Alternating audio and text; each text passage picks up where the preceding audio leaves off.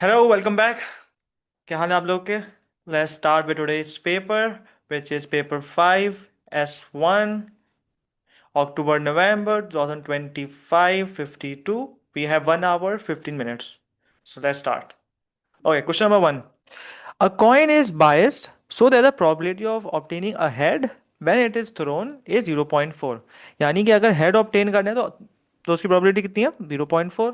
तो ऑटोमेटिकली आपके दिमाग में क्या आया कि अगर 0.4 हेड की है तो डेली कितनी होगी? 0.6। यहाँ मैंने यहाँ पे डेटा बेट बनाया हुआ है। The coin is throne repeatedly until the first head is obtain. यानी कि जब तक फर्स्ट हेड नहीं आ जाता जब तक हम कॉइन टॉस करते रहेंगे। अब फर्स्ट हेड अगर 100 टाइम पे आए तो 100 दफा टॉस करेंगे। सही है। तो अब क्या पता फर्स्ट ट्राई में आ जाए, लेकिन जब तक हेड नहीं आ जाता जब तक हम टॉस करते रहेंगे। यानी ये टेल आया तो टॉस करते रहो, हेड आएगा तो स्टॉप हो जाएंगे। Find the probability that the first head is obtain on the fifth row. यानी कि अगर जो फिफ्थ रो है उस पे हेड आया हो, यानी कि पिछली जो थ्रो थी उसमें हेड नहीं आया हो। तो इसका देखो मैंने यहाँ पे एक ग्राफ भी बनाया है, यानी कि ट्री डायग्राम भी बनाया है। ये हमारी फर्स्ट थ्रो है, जाहिर सी बात है अगर हेड आएगा तो स्टॉप हो जाएगा।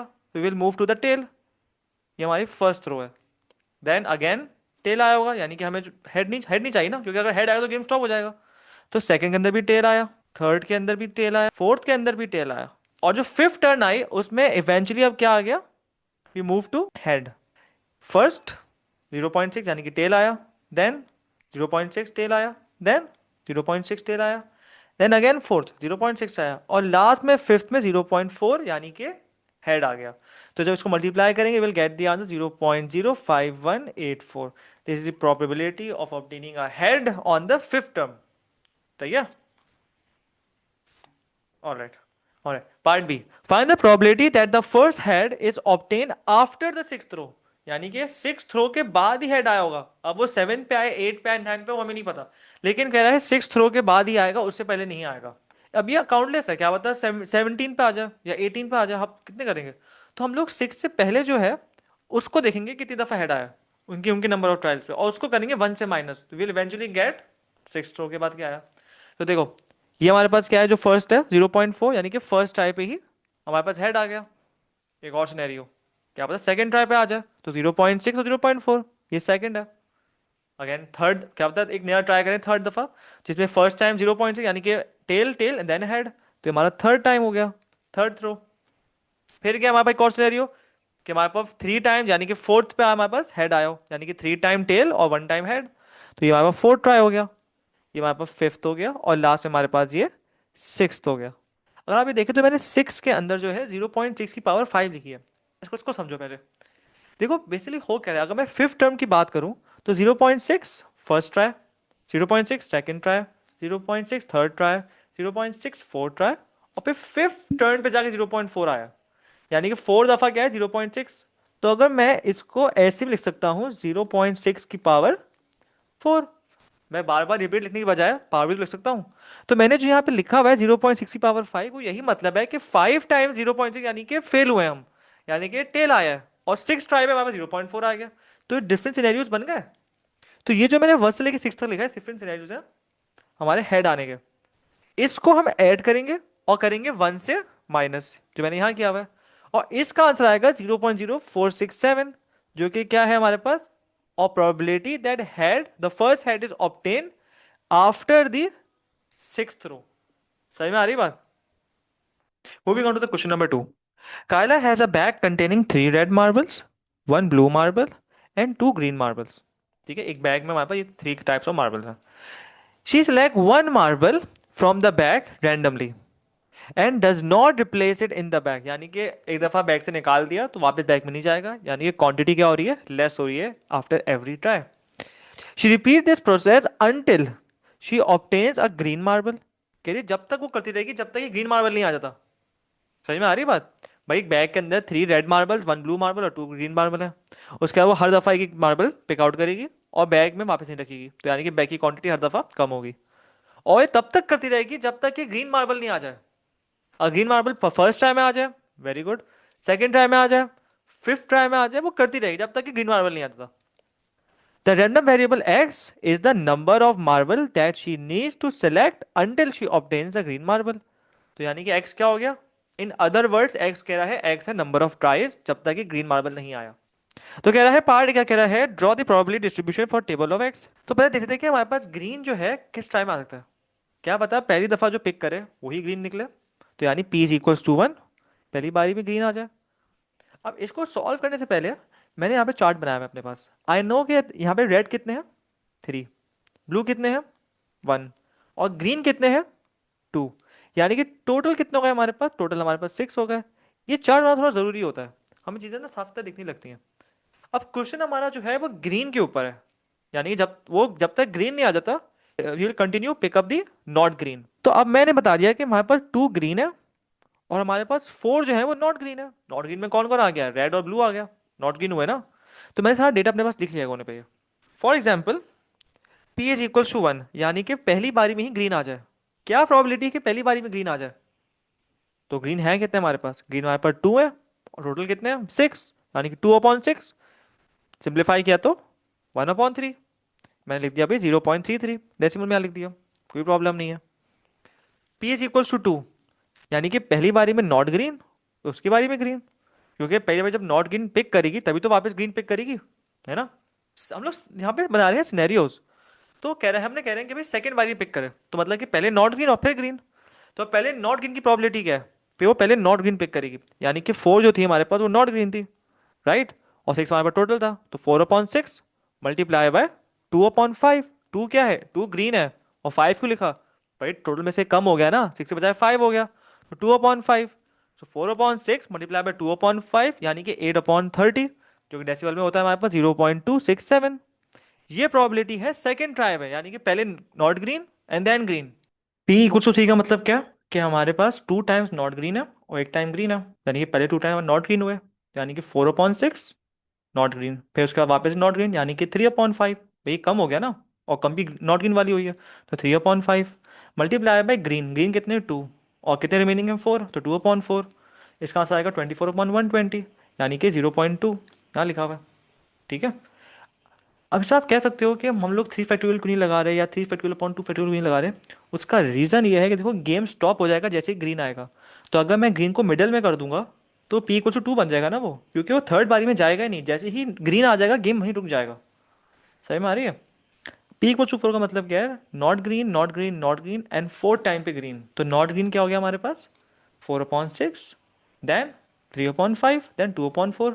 नॉट साइड नॉट ग्रीन हो गए, मल्टीप्लाई बाय, अब ग्रीन कितने बाकी हैं, टू, और कितने रिमेनिंग हैं, थ्री, तो ये हो गया 2/3। इसका आंसर हमारे पास आ गया 0.133, यानी कि 48/360। अब p is equal to five तुम खुद भी कर सकते हो अगर तुम चाहो, मैं भी बता देता हूँ।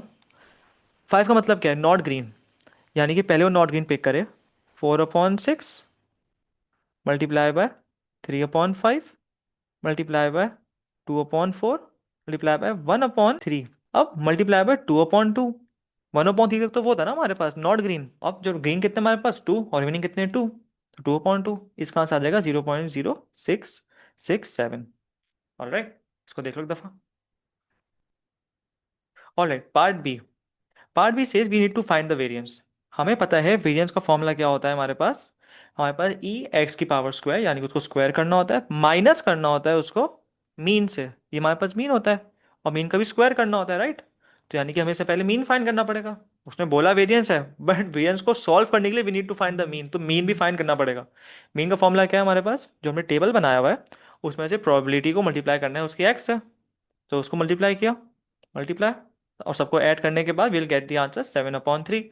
यानी 7/3 क्या है हमारे पास, 7/3 हमारे पास मीन है, यानी कि हमारे पास एक्स बार तो आ गया। तो वेरिएंस के लिए what we need to do, हम उसको 7/3 के स्क्वायर से माइनस करेंगे। अगेन वेरिएंस में क्या होता है हमारे पास, जो एक्स होता है उसको स्क्वायर करना होता है और उसको मल्टीप्लाई करना होता है हमें उसकी प्रोबेबिलिटी के साथ। तो ये हमारे पास एक्स था, राइट, वन स्क्वायर, ये भी एक्स है, टू स्क्वायर, थ्री स्क्वायर। तो वन स्क्वायर को मल्टीप्लाई करेंगे उसकी प्रोबेबिलिटी के साथ 0.3, प्लस उसको करेंगे प्रोबेबिलिटी से मल्टीप्लाई 0.266, कैरी ऑन, ठीक है।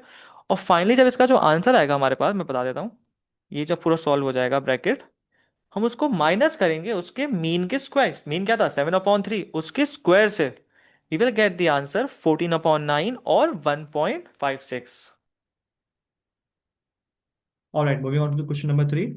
The height of the 124 senior members of Giraffe Basketball Club are normally distributed. यानी कि क्वेश्चन मार्क किसका है, नॉर्मल डिस्ट्रीब्यूशन का क्वेश्चन है हमारा ये, विद द मीन 187.4 और स्टैंडर्ड डेविएशन कितना है आपका 6.4। जगह में हर चीज दी हुई है। 124 यानी कि एन, क्या मैंने हर चीज ना इसलिए लिखा हुआ है यहाँ पे मैंने। एन हमारे पास 124 है, मीन हमारा 187 है, और स्टैंडर्ड डेविएशन हमारे पास 6.4 है। अभी आगे कह रहे हैं how many members of the club would you expect. अभी जब हमने एक्सपेक्ट की बात करी, यानी कि हमारी जो प्रोबेबिलिटी निकलेगी उसको हमें मल्टीप्लाई करवाना है उसके नंबर से। तो हमारे पास यहाँ से आंसर आएगा हमारे पास उसका एक्सपेक्टेशंस का। To have the height within 5 centimetre. अब ये कह रहा है within 5 centimetre of the mean, यानी कि मीन सिर्फ विद इन, यानी कि बात कर रहा है +-5 का। यानी कि मीन हमारे पास जो भी था उसको, उसका प्लस यानी कि आगे वाला 5 और माइनस एंड पीछे वाला 5। अगर मैं यहाँ पे ड्रॉ करूँ नॉर्मल डिस्ट्रीब्यूशन, तो इस सेंटर में हमारा मीन आ गया। अब ये कह रहा है कि यहाँ पे +5 यानी कि ये वाली जगह, और ये -5 यानी कि ये वाली। इसके सेंटर में जो है हमें ये बताना है। सॉरी, जब हम इसको माइनस करेंगे 5 से मीन को 182.4, और जब हम इस मीन से प्लस करेंगे वी विल गेट 192.4। यानी कि ये वाला पार्ट जो है हमारे पास, ये हमारे पास है 192.4, और ये वाला जो है 182.4। ठीक है, हमें इसका सेंटर का एरिया चाहिए। मैंने यहाँ पे प्रोबेबिलिटी लिख दी है कि हमारे पास z ऐसे बन रहा है। अगेन हमें इसका फॉर्मूला तो पता है, नॉर्मल डिस्ट्रीब्यूशन का फॉर्मूला क्या है हमारे पास, x minus mean upon standard deviation equal to z score. ऐसा ही है। सो यहाँ पे फॉर्मूले में पुट किया हमने, and we get the z score 0, -0.7812 and +0.7812। जो इवेंचुअली मेक चांस, जो कि प्लस माइनस का ही फर्क था, एग्जैक्टली हमारे पास इक्वल आंसर, इसलिए नेगेटिव पॉजिटिव का बिल्कुल एग्जैक्ट नंबर आ रहा है। That is why number same है, साइन का फर्क है। अच्छा, ये नेगेटिव की बात करें, यानी कि हम लोग इस पॉइंट की बात कर रहे हैं, -0.7812। ये यहाँ पे क्या कह रहा है जी की वैल्यू बड़ी है, बिगर है। यानी कि हम लोग, अगर मैं इसको ड्रॉ करूं यहाँ पे इस तरीके से, ये हमारे पास सेंटर आ गया, तो ये कह रहा है कि तुम्हारे पास जो नेगेटिव वाला आंसर आया है, हम उससे आगे वाली जगह पे इंटरेस्टेड है, राइट। उसके हम लोग ये जगह पे इंटरेस्टेड है। अब नेगेटिव वैल्यू एग्जिस्ट नहीं करती, हम जब इसको पॉजिटिव में फ्लिप करेंगे, क्योंकि देखो हमें पता है ये बात कि जब मैं इसको एग्जैक्टली यही नंबर को जब मैं पॉजिटिव में शिफ्ट करूंगा, इधर ही आएगा वो इसको रिप्रेजेंट कर रहा होगा यहाँ से यहाँ तक का। ऐसा ही है। तभी मुझे तो लेकिन ये वाला एरिया चाहिए, राइट। इससे सॉरी, मुझे तो इसका आगे वाला एरिया चाहिए। तो मैं इसको 1 से माइनस करूंगा। जब मैंने 0.7812 इनपुट किया, I get negative. Negative show कर रहा है कि वो लेफ्ट साइड पे था। ठीक है, 0.7812, तो 0.7 ये रहा, 8 जो है वो यहाँ पर है, और 1 जो है वो यहाँ पे है। यानी कि नीड टू ऐड 0.7823 +3, जो कि इवेंचुअली बनता है 0.7826। यहाँ पे मैंने यही लिखा है सिवटेक्स। अब क्योंकि नेगेटिव में था, we need to minus it by 1। जब हम -1 करेंगे we will get the answer 0.2174। All right. जब पॉजिटिव की बात करेंगे, पॉजिटिव वही नंबर था, तो हमारे पास 0.7826 आ गया। अगेन हमें तो इसका सेंटर का चाहिए ना, तो दोनों को माइनस भी तो करेंगे। अब हमने एक इसकी वैल्यू निकाली नेगेटिव वाली की, अभी हमने पॉजिटिव की निकाली लास्ट में। अब इसको माइनस करेंगे, ये हमारे पास लेफ्ट वाली है या राइट वाली है। जब हम लोग को माइनस करेंगे we will get the probability 0.5652। Again यहाँ पे खत्म नहीं हुआ है हमारा क्वेश्चन, क्योंकि वो कह रहे हैं how many member would you expect. वो एक्सपेक्ट वाला क्वेश्चन कह रहा है, वो प्रोबेबिलिटी नहीं कह रहा। Multiplied by number of members, कितने नंबर मेंबर्स हमारे पास 124।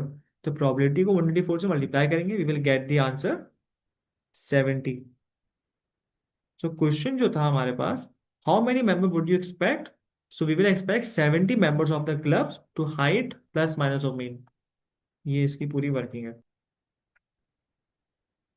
Part B, the height of the junior members of the graph club are normally distributed with the mean 172.7 centimetre और स्टैंडर्ड डिविएशन हमें दिया हुआ है अननोन। हिंट क्या दी हुई है, 23% of the members have height less than 170.3। पहले तो हमने यहाँ पे नॉर्मल डिस्ट्रीब्यूशन बना लिया है। हमने कहा मीन हमारे पास 172 है, कह रहे हैं 170 यानी कि मीन से कम ही होगा, तो लेट्स अज्यूम कि इधर ही होगा हमारे पास 170.3। कह रहे हैं इससे कम जो है वो हमारे पास कितने हैं, 23%। यानी कि ये जिसको मैं शेड कर रहा हूँ ये हमारे पास 23% हुआ ना, और आगे वाला कितना हो गया हमारे पास 77%। अभी देखो चीजें जो है हमारे पास रिफ्लेक्ट करती हैं। अगर मैं इसी को इधर बना लूं, सिर्फ परसेंटेज की बात करता हूँ, तो ये जो एरिया इसको मैं शेडिंग कर रहा हूँ, ये पर 23 होगा, और ये मेरे पास 77 होगा। हमारे पास क्योंकि नेगेटिव जी स्कोर नहीं होता, हमारे पास नेगेटिव जी स्कोर नहीं होता, तो हम इसकी पॉजिटिव जी स्कोर पे देखेंगे इसलिए। ऑलराइट, तभी हमने इसको फ्लिप किया था। तो क्वेश्चन जो हमारा बन रहा है यहाँ पे, एक्स इज लेस देन, वो लेस देन की बात कर रहा था ना, 170.3, 0.2, 23% है ना। तो इससे आगे कितने होंगे? 77। क्वेश्चन चेंज कर दो अपना कि एक्स की वैल्यू ग्रेटर है 170.3 से, और उसकी कितनी परसेंटेज है? 77। क्वेश्चन ने हमसे पूछा ये था, हमने इसको फ्लिप कर दिया इसमें। तो हम भी बात वही कर जो वो कर रहा है, वो कह रहा है 170 से कम जो है वो 23% है। हमने कहा ठीक है, 170 ज्यादा कौन है? वो 77% है।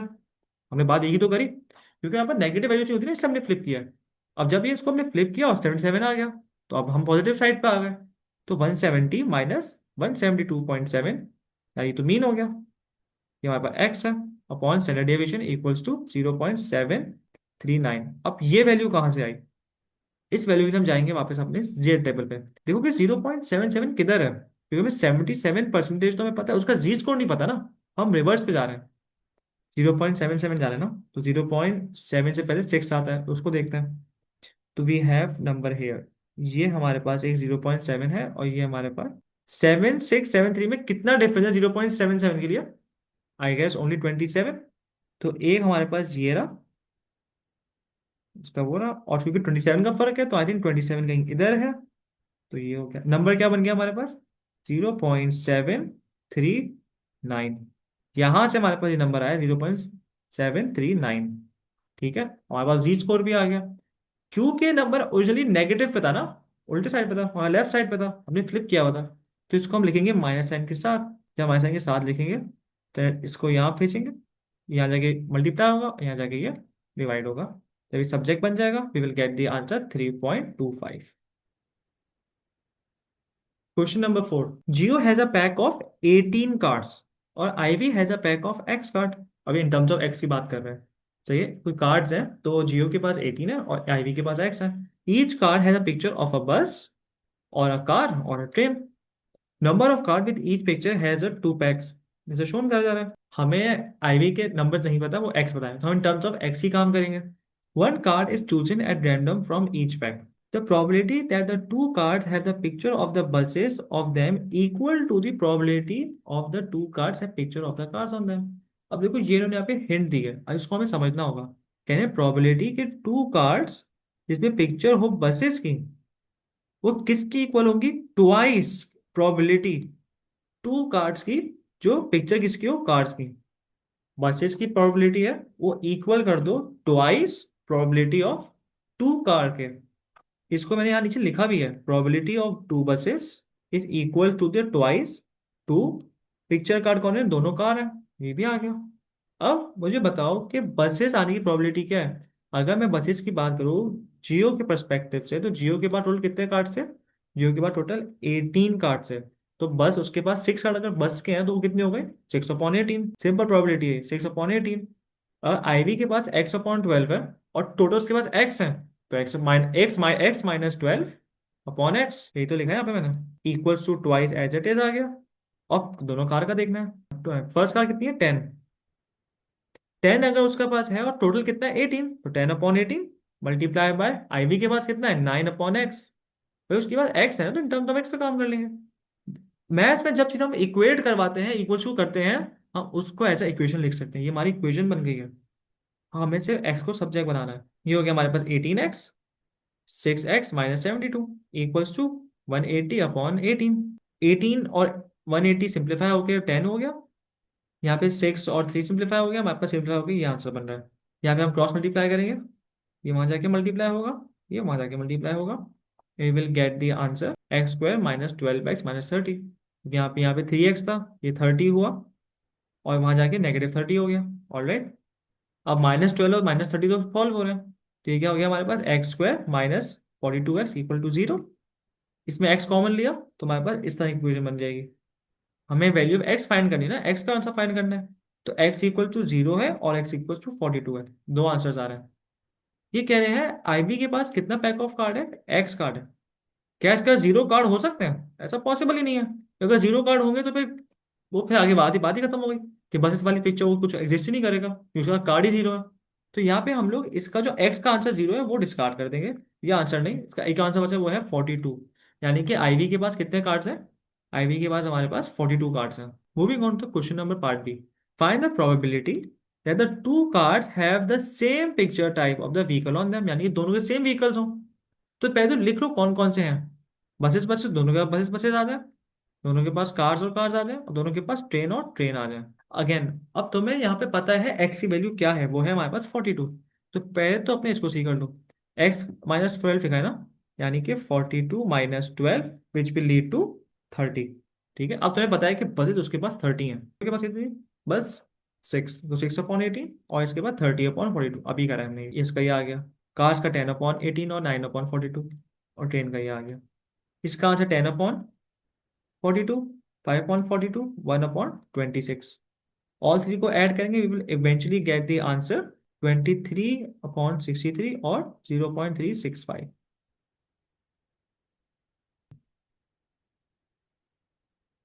Alright, moving on to question number 5। Question number 5 हमारे पास है हिस्टोग्राम का। We need to draw the histogram. Alright, यानी कि 240 कंपेटिटर्स हैं, तो यानी कि अब टोटल फ्रीक्वेंसी कितनी होगी? 240 है हमारे पास टोटल फ्रीक्वेंसी। हिस्ट्री में जब भी क्वेश्चन आता है हम लोग हमेशा क्या करते हैं? We always work in the frequency density. ये बात तो हमें पता है। उसका फॉर्मूला क्या है? Frequency upon class width. तो हम देखते हैं क्लास विड्थ कितनी है हमारे पास। यहाँ पे 10 आ गई, यहाँ पे 10, यहाँ पे 5, यहाँ पे 5, यहाँ पे 20। 1 से लेके 10 तक का 9 नहीं होता, 10 होता है। 1, 2, 3, 4, 5, 6, 7, 8, 9, 10। 10 गैप है ना? 11 से 20 तक, 11, 12, 13, 14, 15, 16, 17, 18, 19, 20। 10 है, 9 नहीं है। 21, 25, 21, 22, 23, 24, 25, तो 5 का गैप है ना, क्लास विथ 5 हुई। तो वही मैंने लिखा हुआ यहाँ पे सारा। अब एफ डी कैसे फाइंड करेंगे? यानी कि फ्रीक्वेंसी डेंसिटी, फ्रीक्वेंसी को डिवाइड कर देंगे क्लास विथ से, we will get the frequency density. यहाँ पे मैंने लिख दिया यहाँ पे मैंने। अब इसको कंस्ट्रक्ट करना है हमें, तो नीचे हमारे पास आ जाता है टाइम, और लेफ्ट साइड में हमारे पास आ जाएगा फ्रीक्वेंसी डेंसिटी। ठीक है, just writing a short form. मुझे देख के बताओ, क्या इसमें कंटिन्यूस है डेटा? नहीं, 10 पे एंड हो रहा है और ये 11 से स्टार्ट हो रहा है, तो हमें इसको कंटिन्यू करना पड़ेगा। इसके लिए हमें लोअर बाउंड और अपर बाउंड वाला कॉन्सेप्ट आ जाता है। 10 में प्लस 0.5 करेंगे और 11 से 0.5 माइनस करेंगे, क्योंकि इसमें कंटिन्यूस नहीं है। हिस्टोग्राम हमेशा कंटिन्यूस फॉर्म में बनता है ना, सब चीजें कंटिन्यू होकर बनती हैं। लोअर बाउंड 0.5 माइनस करेंगे और अपर बाउंड में 0.5 प्लस करेंगे, तो ये हमारे पास 0.5 और ये हमारे पास 10.5। 11 को हम कर देंगे -0.5 which will lead to the 10.5, और हमारे पास 20 हो जाएगा 20.5। 21 का रिड्यूस होकर क्या हो जाएगा? 20.5 और 25.5। 26 को 23 में 0.5 माइनस करो तो 25.5 होगा, और 30.5 हो गया। और 31 में से 0.5 माइनस करो तो 30.5, और ये हो जाएगा हमारे पास 50.5। अब ये हमारे पास जो है इंटरवल्स आ गए हैं, और देखो सब कंटिन्यू है, सब मैच भी कर रहे हैं, तो इसी से कंस्ट्रक्ट करेंगे। 0.5, 10.5, 20, 30.5, 40.5, 50.5, और इसके हिसाब से ही चलेंगे। फॉर एग्जाम्पल 0.5 से 10.5 तक का कितना है? 1.2। तो इसको इस अब ये देखेंगे, हम 1 से लेकर 10 तक नहीं जा रहे, हम 0.5 से 10.5 जा रहे हैं, क्योंकि कंटिन्यू करना है हमें। तो 0.5 से 10.5 देखो ये जा रहा, और इसको हमने कर दिया 1.2। इसका आगे कौन सा है? 3.8, और वो कौन सा है? 10.5 और 20.5। तो 10 वजह 20.5, 3.8। अब क्या बता रहे हैं वो? 20.5 से लेके 25.5 जाना है हमें 13.6। तो ये रहा उसका 25 तक, देखो 30 ये रहा, 20 रहा, बीच में 25 है। ये ऑल द वे जा रहा है किधर? 13.6। उसका आगे कौन सा है? 15.2, और वो जा रहा है 25 से 30.5। तो ये रहा, हम देख सकते हैं 30.5 एंड हो रहा। लास्ट में क्या है? 30.5 से 50.5 तक, वो भी 2.3। तो वो ये रहा। ऑलराइट, हमने यहाँ पे 0.5 पे इसलिए करा क्योंकि वो कंटिन्यू नहीं था डेटा। वो एंड देखो ना, 10 पे एंड हो रहा है और 11 से स्टार्ट हो रहा है, डेटा कंटिन्यू नहीं है, बीच में गैप है। तो हमने 0.5 ऐड करा अपर बाउंड में, लोअर में 10, और 10 पॉइंट और 0.5 ऐड करा अपर बाउंड में, और 0.5 माइनस करा लोअर बाउंड में। Alright, part B says we need to estimate the mean time taken by the 240 competitors. हमें इसका मीन फाइंड करना है। जब भी हमारे पास एक डेटा रेंज में होता है, we always find the mid point. Mid point इसलिए फाइंड करते हैं, हमें क्या पता रेंज में वो कहाँ लाई कर रहा है। तो एक कॉमन नंबर के लिए हम फाइंड ले लेते हैं मिड पॉइंट, और उस मिड पॉइंट को मल्टीप्लाई करवाते हैं उसकी फ्रीक्वेंसी के साथ। तो पहले हम फाइंड करते हैं मिड पॉइंट। फर्स्ट का 5.5 आ गया, देन 15.5, 23, 28 एंड 40.5। देख लेते हैं वापस। अब यहाँ पे देखो, मैं इस इंटरवल की बात कर रहा हूँ। तो 1 और 10 मिड पॉइंट कैसे फाइंड करते हैं हम लोग? मैक्स प्लस लोअर यानी कि मिनिमम डिवाइड बाय 2। भाई 10 + 11 किया और 10 + 1 किया 11 हुआ अपॉन 2 5.5 हो गया। 20 + 11 which will lead to the 31 divide by 2 तो 15.5। सही है। मिड पॉइंट का फॉर्मूला यही होता है ना हमारे पास, upper bound plus lower bound divide by 2। और तुम जो भी कह लो मैक्स मिनिमम कह लो जो भी कह लो। और ये उसकी मैंने यहाँ पे फ्रिक्वेंसी मैंने लिख दी है ऑलरेडी यहाँ पे ताकि हमें बार बार ऊपर जाना ना पड़े। इनको आपस में मल्टीप्लाई करवाना है, मैंने ऑलरेडी कर दिया है यहाँ पे मैंने 1 इसका ये रहा। ऑलराइट। और इन सबको डिवाइड बाय किससे करना है? टोटल फ्रीक्वेंसी जो कि कितनी है हमारे पास 240 बताया हुआ भी है और हमें पता भी है। और अगर नहीं पता तो we can add all the frequencies 240 answer आएगा। जो कि मीन किसका आ रहा है 25.875 यानी कि 25.9। Moving on to question number 6। For the randomly chosen person for their birthday is equally likely to occur on any day of the week. हफ्ते में किसी दिन भी आ सकती है। Independently from any other person. Independent भी है। Find the probability that out of 10 randomly chosen people, none of them will have their birthday next birthday on Saturday or Sunday. यानी कि उनकी जो नेक्स्ट बर्थडे होगी वो या तो सैटरडे को होगी या संडे होगी, वीक में बीच में नहीं होगी। None of them will have their next birthday on Saturday और संडे। पहले तो मुझे बताओ कि वीक वीक में कितने डेज होते हैं हमारे पास? वीक में हमारे पास 7 डेज होते हैं। 7 में से वीकेंड कितने होते हैं यानी सैटरडे संडे? 2। और वीकडेज यानी कि 5। ठीक है। अभी बात कर रहे हैं कि वीक में किसी दिन भी आ सकती है। बस अगर पूछूं कि what is the probability of getting the birthday on Wednesday, आप बोलेंगे 1/7। 7 वीक्स होते हैं, वेडनेसडे में से एक है 1/7। Favourable upon total outcomes. ये कह रहे हैं वहां पे टोटल कितने हैं 10। कह रहे हैं 10 लोगों में से क्या प्रोबेबिलिटी है कि बर्थडे जो है वो वीकेंड पे आएगी यानी वीकडेज में नहीं आएगी। क्योंकि वीकडेज हमारे पास वीक पहले बताओ वीकडेज की प्रोबेबिलिटी कितनी हो गई? 5/7। समझ में आ गई बात? 5 में से में किसी बर्थडे नहीं आएगी 5/7। क्योंकि 10 लोग हैं तो पावर 10, तो 5/7 power 10 0.0346। All right. Moving on to the part B. Part B says find the probability that out of 10 randomly chosen people, fewer than 3 will have their next birthday on Wednesday. Again, Wednesday birthday आने की probability क्या है? 1/7 और नहीं आने की 6/7। ऐसे ही है। 10 चूज करे गए और fewer than 3 का मतलब क्या है? X is less than 3। मैंने यहाँ पे यही लिखा है which eventually means x is less than equals to 2। यहाँ पे 3 इंक्लूड नहीं है, यहाँ पे 2 इंक्लूडेड है यानी कि 0 1 2। फॉर्मूला क्या है हमारे पास? NCR into Q into P N-R और ये होता है हमारे पास R कि P इज इक्वल टू 0 यानी किसी की बर्थडे नहीं आएगी। 10 10 C 0 6/7 1/7 power 10 power 0। You will get the answer 0.214058। P equal to 1 का आंसर भी ये रहा है। P 2 का आंसर है 10 C 2। We will add all of this and we will finally get the answer 0.838। Moving on to the part C. Use a suitable approximation to find the probability that out of 392 randomly chosen people, more than 65 will have their next birthday on Friday. कह रहे more than 65। अब देखो n की value बहुत बढ़ गई है। जब n की वैल्यू इंक्रीज हो जाती है ना we will move to the normal distribution. तो ये कह रहे हैं n यानी कि मोर देन 65 यानी x इज ग्रेटर देन 65। ये एक तो हमें समझ में आ गई नॉर्मल डिस्ट्रीब्यूशन है। नॉर्मल डिस्ट्रीब्यूशन के लिए हमें फार्मूला क्या होता है? x minus mean upon standard deviation जो कि हमें देता है जी स्कोर। इसके लिए हमें क्या चाहिए? We need mean, we need standard deviation. तो हम फाइंड कर लेते हैं। मीन का फॉर्मूला क्या है? एनपी। तो हमें एन पता है जो कि हमारे पास है 392। 392 मल्टीप्लाई बाय 1/7। 1/7 यानी कि फ्राइडे को बर्थडे आने की क्या प्रोबेबिलिटी है? 1/7 और नहीं आने की 6/7। 6 आ गया। वेरिएंस क्या है हमारे पास? एनपी क्यू और 3 को मल्टीप्लाई किया हमने 48 आ गया। बट हमें तो स्टैंडर्ड डेविएशन चाहिए तो हम लोग क्या करेंगे? √48 करेंगे तो हमारे पास स्टैंडर्ड डेविएशन आ जाएगा। चीज़ों को इनपुट करेंगे। बट यहाँ पे एक चीज़ है वो ये है हमारे पास 65.5 चूज करेंगे क्योंकि क्या कह रहे हैं? X is greater then 65। जब ग्रेटर देन 65 बात कर रहे हैं हमें अगेन आता है हमारे पास कंटिन्यूटी फैक्टर यानी कि X is greater than equal to 65.5। इस से ग्रेटर की बात कर रहे हैं ना तो इक्वल टू आगे 65.5 हो गया तो हमें 65.5 चूज करा। फॉर्मूले पुट के विल गेट द आंसर 1371। अब ये हमारे पास एक जी स्कोर है 1.371। अगर मैं इसको नॉर्मल डिस्ट्रीब्यूशन के कर्व से समझाऊं तो मैं समझा देता हूँ। हमारा क्वेश्चन के एक्स की वैल्यू बड़ी है 65.5 से, राइट? मीन कितना आ रहा है हमारे पास 56, मीन सेंटर में आ गया, हमारे पास 65.5 कहीं इधर होगा, राइट। कह रहा है इससे बड़ी आंसर, इससे हमें आंसर बड़ा देखना है, इससे आगे जाना है, यानी कि हम इस वाले पार्ट में इंटरेस्टेड है, राइट। तो अगेन हमारा काम कैसे करते हैं normal distribution, left to right काम करता है। हम जब इसका आंसर फाइंड करेंगे हमें वो लेफ्ट टू राइट देगा, इसीलिए अगर हमें इसका आगे वाला पार्ट चाहिए, what we will do, we will minus it from one. ठीक है, ये हमने एक ब्रेन स्टॉर्मिंग कर लिया हमें माइंड में कि हमें आंसर को वन से माइनस करना होगा, क्योंकि हम उसके आगे वाले पार्ट में इंटरेस्टेड है। तो यहाँ से हमने 1.371 का प्रोबेबिलिटी कितनी है, तो 1.3 कहीं इधर है, 7 क्योंकि यहाँ से हमारे पास ये आ गया, और 1 हमारे पास ये आ गया 2, यानी कि 0.9149। तो देखो ये आंसर बन रहा है। अब हमने हमने पहले ही ब्रेन कर लिया था कि हमारा आंसर लेफ्ट टू राइट आता है, तो हमें यहाँ तक का तो आंसर मिल गया 0.9149। हम इसमें इंटरेस्टेड नहीं, हम इसके आगे वाले पार्ट में इंटरेस्टेड है ना, हमें ग्रेटर फाइंड करना है।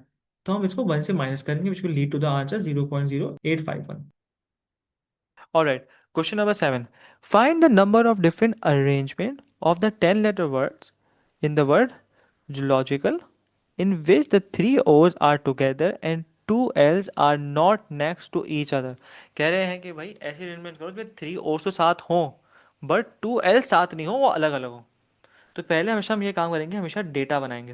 हमारे पास इस वर्ड में कितने O's हैं, वी हैव थ्री O's। कितने एल हैं, हमारे पास टू एल्स हैं। और अदर्स यानी कि जो रिपीट नहीं हो रहे और बाकी जो लेटर्स हैं वो हमारे पास फाइव हैं, और फाइव कोई में से कोई भी रिपीट भी नहीं हो रहा। ये कह रहे हैं हमें थ्री ओस को साथ रखना है और बाकी टू एल्स को अलग अलग। सबसे पहले तो हमने थ्री ओस को साथ कर दिया, एक इनका एक सिंगल बॉक्स बना दिया। ये ले तो थ्री स्पेसेस लें but we consider as a one. So one, two, three, four, five, six. ठीक है, ये सिक्स आपस में शिफ्टिंग कर सकते हैं, क्या पता जेड पहले आ जाए ओ थ्री बाद में आ जाए, क्या पता जेड और जी पहले आ जाए वो बीच में आ जाए, क्या पता जेड जी एन आई पहले आ जाए, समझो समथिंग लाइक दैट, क्या पता ओ थ्री ओ आखिर में आ जाए। तो ये आपस में शिफ्टिंग कर सकते हैं, तो हम क्या करेंगे, सिक्स फैक्टोरियल करेंगे यहाँ पे। ठीक है, तो यहाँ पे सिक्स फैक्टोरियल कर दिया, मल्टीप्लाई बाय। अब जो टू एल्स हैं वो उसके स्पेसेस में आएंगे ना, अब हमें स्पेसेस गिननी है, क्या पता वो यहाँ पे आ जाए, one, two, three, four, five, six and seven. Total हमारे पास सेवन स्पेसेस हैं। उन सेवन में से कितनी चीजें आ सकती हैं, कितने एल आ सकते हैं, टू। हमें टू जगह फिल करनी है ना, तो seven P two divided by two factorial, क्योंकि टू एल्स जो है वो तो सेम भी है। भाई परम्यूटेशन के अंदर जो है हमारे पास अरेंजमेंट मैटर करती है ना, तो टू हमारे पास फैक्टोरियल आ गया, दो जो हमारे पास सेम होते हैं हमेशा नीचे आ जाते हैं फैक्टोरियल के साथ। तो six factorial multiply by seven P two. ठीक है, सेवन स्पेसेस हैं और में से हमें टू फिल करनी, सेवन पी टू, और क्योंकि दोनों सेम है तो टू ऑन टू फैक्टोरियल। इस तरीके से आ गया। या तो फिर six factorial multiply by seven C to.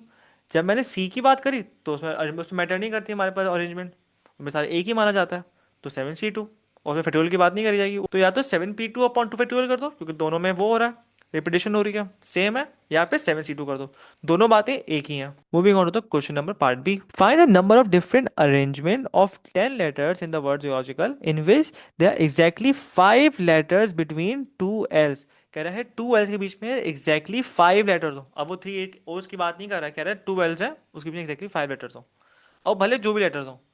तो हमने एक सिनेरियो बना लिया कि फर्स्ट एल यहाँ पर है और सेकंड एल यहाँ पर है, और बीच में कोई ना कोई वर्ड्स आते रहेंगे, ऐसा ही है। तो पहले तो मुझे ये बताओ कि कितने वहां पर नंबर ऑफ स्पेसेस हैं, one, two, three, four, five, six, seven और एट। हमारे पास एट स्पेसेस है ना, क्योंकि टू एल्स तो फिल हो गए। तो एट फैक्टोरियल, और कॉमन कौन से थे हमारे पास, थ्री ओस कॉमन है, डिवाइड बाय थ्री फैक्टोरियल। तो यहाँ से तो ये आ गया। अब ये जो हमारे पास डिफरेंट डिफरेंट कितने कितने सिनेरियोस बन सकते हैं।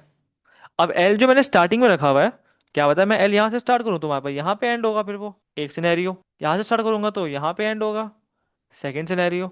यहाँ से स्टार्ट करूंगा तो यहाँ पे एंड होगा, थर्ड सिनेरियो। और फर्स्ट वाला जो था फोर्थ सिनेरियो था। टोटल हमारे पास ऐसे फोर सिनेरियोज हैं भाई, फर्स्ट, सेकंड, थर्ड और फोर्थ, उसका तो रिपीटेशन ही होगी ना। इतने टोटल फोर सिनेरियोज ही बन सकते हैं, तो मल्टीप्लाई बाय फोर भी कर दिया हमने। फोर फोर क्यों, क्योंकि फोर डिफरेंट सिनेरियो बन सकते हैं हमारे पास। तो eight factorial upon three factorial, क्योंकि ओस कॉमन थे तो पहले तो उसकी बात हो गई, मल्टीप्लाई बाय फोर, क्योंकि फोर जो है हमारे पास फोर डिफरेंट हमारे पास सिनेरियोज बन रहे हैं। इसका आंसर यहाँ से आ जाएगा। Last, two letters are chosen at the random from 10 letters in the word logical, find the probability that these two letters are different. कहते हैं दो लेटर्स जो हमारे पास चूज हो रहे हैं वो दोनों डिफरेंट हो। इसको या तो करने हम डिफरेंट, सबको डिफरेंट डिफरेंट काउंट कर लें, या तो फिर हम लोग वन में से माइनस करते हैं, सेम निकाल के तो उनमें से माइनस कर दें। तो प्रोबेबिलिटी के दोनों लेटर्स सेम है, उसको फाइंड कर लेते हैं। भाई क्या प्रोबेबिलिटी है दोनों ओ आ जाए? तो भाई 3/10 मल्टीप्लाई बाय 2/9, तो दोनों ओस आ गए। आंसर क्या है हमारे पास? 1/15। दोनों एल आने की, क्योंकि तो पार्ट टू की हो रही है ना, तो 2/10 मल्टीप्लाई 1/9। भाई एल तो हमें दो ही थे, तो 1/45। दोनों को जब ऐड करेंगे हमारे पास आंसर क्या हो जाएगा? 4/45। अब 4/45 को विल माइनस इट बाय 1। जब टोटल में से माइनस करेंगे हमारे पास वही आंसर आएगा जो कि हमारे पास डिफरेंट लेटर्स का होगा, इसलिए हमने 1 से माइनस किया। तो 41/45। यहाँ पे हमारा जो है पेपर S1 जो है वो कंप्लीट हो जाता है। If you have any questions regarding any questions, comment down. I will surely help you out. So that's it for today. Thank you.